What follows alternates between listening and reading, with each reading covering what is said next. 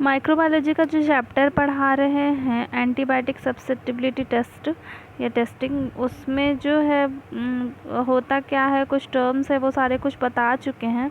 उसके बाद हम मेथड्स बता रहे हैं किन मेथड से जो है ये सब्सिटिबिलिटी टेस्ट किया जाता है। तो जिसमें हमको पढ़ना है डिस्क सेंसिटिविटी टेस्ट, और इसी डिस्क सेंसिटिविटी टेस्ट को ही हम Kirby Bauer test Kirby Bauer disc diffusion test method भी कहा जाता है। और इसी को शॉर्ट में किर्बा-बायर टेस्ट को ही जो है शॉर्ट में वो केबी टेस्ट कहा जाता है। तो इसी के बारे में आज हम जानेंगे। तो यहाँ पे सबसे पहली बात ये हो गई कि एंटीबायोटिक जो है इसमें होता ये है कि एक एंटीबायोटिक का मतलब एक प्लेट है जिसमें जो है बैक्टीरिया को ग्रो कराया जाता है। अगर प्लेट, उस पे जो है वो एंटीबायोटिक का डिस्क रखा जाता है। उसके सरफेस पे, अगर प्लेट के सरफेस पे एंटीबायोटिक का डिस्क रखा जाता है। और जैसे कि मतलब किसी पर्टिकुलर एंटीबायोटिक रखा जाता है किसी पर्टिकुलर बैक्टीरिया के लिए। मान लीजिए कि हम जान रहे हैं, मान लीजिए कि पेनिसिलिन है और हम जान रहे हैं कि कौन से बैक्टीरिया जो है पेनिसिलिन लेते हैं तो वो बैक्टीरिया मर जाता है। अगर हम जान रहे हैं तो पेनिसिलिन का एक स्ट्रिप रख दिया, एक डिस्क रख दिया अगर प्लेट के ऊपर, तो कुछ दूरी में जो है बैक्टीरिया ग्रो नहीं करेगा। इतना दूर में बैक्टीरिया ग्रो नहीं करेगा और इसके बाद जो है बैक्टीरिया ग्रो करना शुरू करेगा। मतलब वो डिस्क से पेनिसिलिन एंटीबायोटिक जहाँ तक डिफ्यूज़ करेगा वहाँ तक जो है मतलब फैलेगा, डिफ्यूज़ करेगा, वहाँ तक बैक्टीरिया ग्रो ही नहीं करेगा। जहाँ के बाद से डिफ्यूज़न ख़त्म हो जाएगा, वहाँ के बाद फैलना बंद हो जाएगा वो एंटीबायोटिक, तो वहाँ पे बैक्टीरिया जो है वो ग्रो कर जाता है। मतलब जहाँ तक उस एंटीबायोटिक का असर होगा वहाँ तक बैक्टीरिया ग्रो ही नहीं करेगा और उसके बाद ग्रो करेगा। तो हमको उतना दूर दिखाई देगा कि यहाँ पे बैक्टीरिया ग्रो किया ही हुआ नहीं है, इधर बैक्टीरिया ग्रो किया हुआ है। इसका मतलब ये है कि ये वाला पर्टिकुलर एंटीबायोटिक उस बैक्टीरिया के लिए रेसिस्टेंट है। यानी कि वो वाला एंटीबायोटिक हम देंगे उस पर्टिकुलर डिज़ीज़ के लिए जो उस बैक्टीरिया से हुआ है, तो वो एंटीबायोटिक उस बैक्टीरिया के ग्रोथ को रोक देगा या फिर उस बैक्टीरिया को मार देगा। तो यही चीज़ चेक किया जाता है इसी तरह से डिस्क सेंसिटिविटी टेस्ट में। तो वही यहाँ पे लिखा हुआ है कि डिस्क जो है वो प्लेस किया जाता है, रख दिया जाता है अगर के ऊपर। अगर जो है बैक्टीरिया सेंसिटिव होगा उस एंटीबायोटिक के लिए तो जोन ऑफ ग्रोथ इनहिबिशन मतलब रोकना होता है, तो जोन ऑफ इनहिबिशन बन जाता है around the disc after incubation. यानी कि अगर प्लेट पे वो डिस्क अगर प्लेट पे स्ट्रिक कर दिया जाता है, बैक्टीरिया को लगा दिया जाता है और उसके ऊपर डिस्क रख दिया जाता है और उसको फिर इंक्यूबेट किया जाता है। इंक्यूबेशन के बाद जब हम निकालते हैं उसको तो क्या होता है कि जोन का फॉर्मेशन हो जाता है इस तरह से। ये देख रहे हैं, ये डिस्क है, यहाँ पे लिखा हुआ है जैसे कि सबसे पहले डिस्क सेंसिटिविटी टेस्ट है। ए क्या है, मतलब पूरे पे क्या है, अगर है जिस पे बैक्टीरिया ग्रो करता है। बी क्या है, यानी ये जो छोटा सा बना हुआ है ये क्या है, तो ये एंटीबायोटिक का डिस्क है। और सी मतलब एरो जो दिखा रहा है वो क्या है, तो वो डिफ्यूज़ कर रहा है, यानी कि एंटीबायोटिक जो धीरे धीरे पूरे अगर में फैल रहा है। तो पूरे अगर में तो फैलेगा नहीं, जहाँ तक पहुँच पाएगा वहीं तक पहुँचेगा। उसके बाद वो हो गया सी।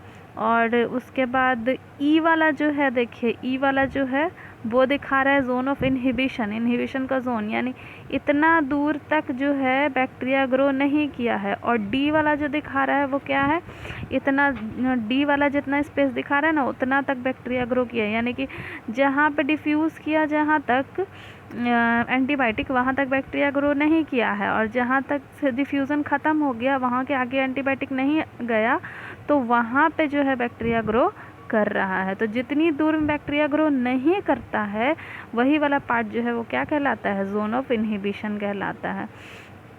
तो इसको ऐसे मान सकते हैं कि ये मान लीजिए कि अगर प्लेट है, यहाँ पे डिस्क रखेंगे तो इतना दूर में जो है वो क्या होगा कि ग्रो नहीं करेगा, मतलब बीच वाला बी हो जाएगा और जितना दूर ग्रो नहीं किया वो वाला ई हो जाएगा, जितना फिर यहाँ पे ग्रो करेगा तो ये वाला डी हो जाएगा। यहाँ तक नहीं पहुँच पाया एंटीबायोटिक, इसलिए वहाँ पे बैक्टीरिया ग्रो किया, और जहाँ तक एंटीबायोटिक पहुँच पाया वहाँ पे बैक्टीरिया ग्रो नहीं किया। तो उस एंटीबायोटिक के अगेंस्ट में बैक्टीरिया वो सेंसिटिव है।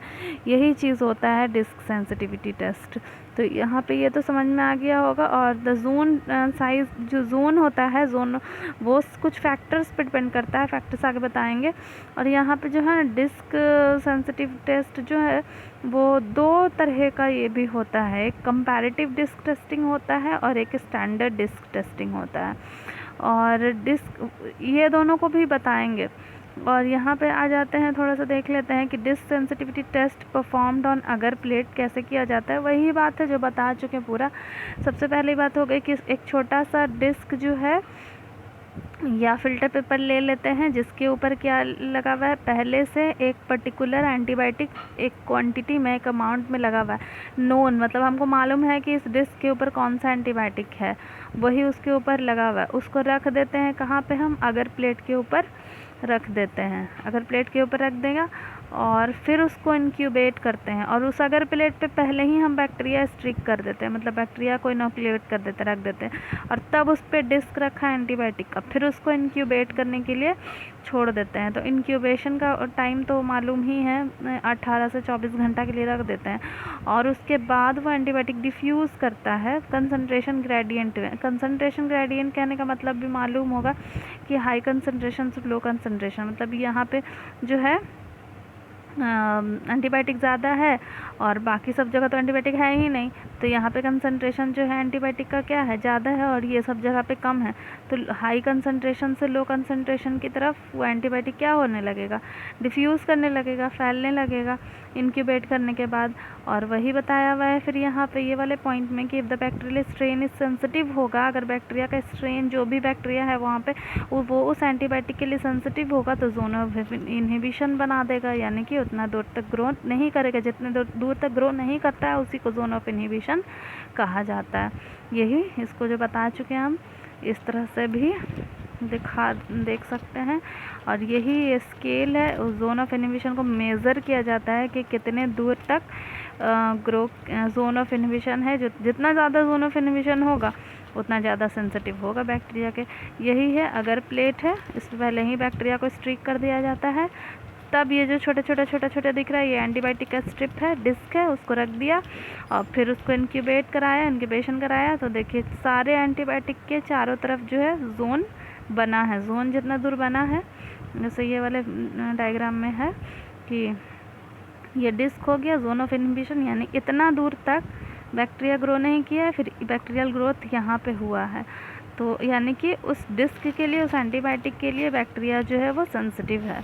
उस एंटीबायोटिक के रहते हुए बैक्टीरिया वहाँ पे ग्रो नहीं कर पाया, जहाँ पे उसका प्रभाव नहीं है, असर नहीं है एंटीबायोटिक का, वहाँ पे ग्रो किया।